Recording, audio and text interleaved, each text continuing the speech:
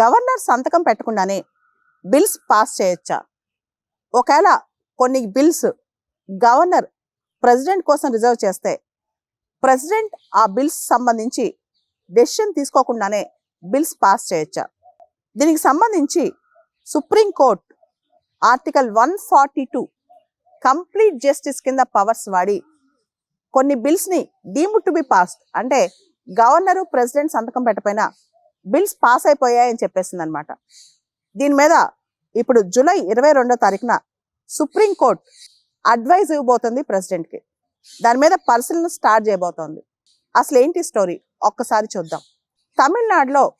Tamil Nadu governor చాలా bills state assembly pass చేసిన తర్వాత సంతకం పెట్టకుండా సంవత్సరాల కొద్దీ పెండింగ్ పెట్టుకున్నారు.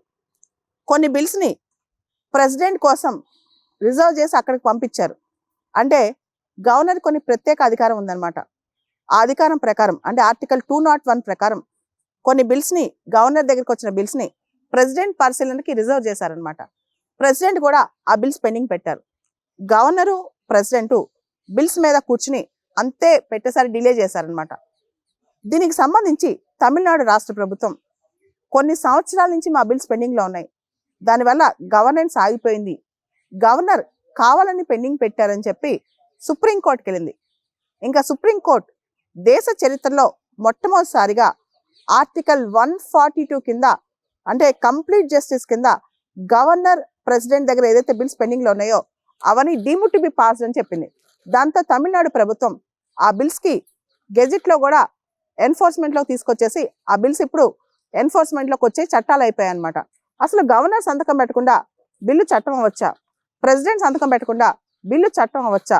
అలాంటి అధికారం 142 కింద సుప్రీంకోర్టుకు ఉందా? దీనికి సంబంధించి ప్రెసిడెంట్ ఆర్టికల్ 143 కింద సుప్రీంకోర్టుని అడ్వైజ్ అడిగిందనమాట. ఆర్టికల్ 143 అంటే ఏంటి? భారత రాష్ట్రపతికి ఏదైనా లీగల్ విషయం కానీ ఫ్యాక్చువల్ విషయం కానీ డౌట్ వచ్చినప్పుడు అది ఆ ఇష్యూ ఎరైజ్ అయ్యే అవకాశం ఉన్నా సరే సుప్రీంకోర్టుని సలహా అడగొచ్చు. సుప్రీంకోర్టు సలహా ఇవ్వచ్చు, ఇవ్వకపోవచ్చు. కానీ any matter of public importance, legal issue కావచ్చు, ఫ్యాక్చువల్ ఇష్యూ కావచ్చు, పబ్లిక్ ఇంపార్టెన్స్ ఉన్న ఏ మ్యాటర్ అయినా సరే ప్రెసిడెంట్ సుప్రీంకోర్టుని అడ్వైజ్ అడగొచ్చు అనమాట. ఈ అడ్వైజ్ అసలు గవర్నర్స్ దగ్గర ప్రెసిడెంట్ దగ్గర పెండింగ్లో ఉన్న బిల్స్ పాస్ చేసే అధికారం అంటే వాళ్ళు సంతకం పెట్టకుండా పాస్ చేసే అధికారం సుప్రీంకోర్టుకి ఆర్టికల్ 142 కింద ఉందా లేదా అని ప్రధానమైన ప్రశ్నతో, ఇలా అనేక రకాల ప్రశ్నలతో, దాంతోపాటు ఆర్టికల్ 200 కింద గవర్నర్ బిల్స్ సంతకం పెట్టాల్సిన సంబంధించిన రూల్స్ రెగ్యులేషన్స్ ఏంటి, 201 కింద ప్రెసిడెంట్కి రిజర్వ్ చేస్తే అప్పుడున్న కండిషన్స్ ఏంటి, వీటి మీద కంప్లీట్ క్లారిటీ అడిగారు రాష్ట్రపతి సుప్రీంకోర్టుని ఆర్టికల్ 143 కింద. దీనికి సంబంధించి జూలై 22వ తారీఖున ఈ పిటిషన్ వినుంది సుప్రీంకోర్టు. మరి సుప్రీంకోర్టు ఏం చెప్పుద్దో తెలుసుకోవాలి. గవర్నర్ పవర్ఫుల్లా, సుప్రీంకోర్టు పవర్ఫుల్లా, స్టేట్ గవర్నమెంట్ పవర్ఫుల్లా? అయితే ఇక్కడ ఒక క్లారిటీ మాత్రం మనం ఇవ్వచ్చు అనమాట. రాష్ట్ర ప్రభుత్వం, ముఖ్యంగా రాష్ట్ర అసెంబ్లీ ప్రజలతో ఎన్నుకోబడింది. గవర్నర్ అపాయింట్ అయిన పోస్ట్ అనమాట.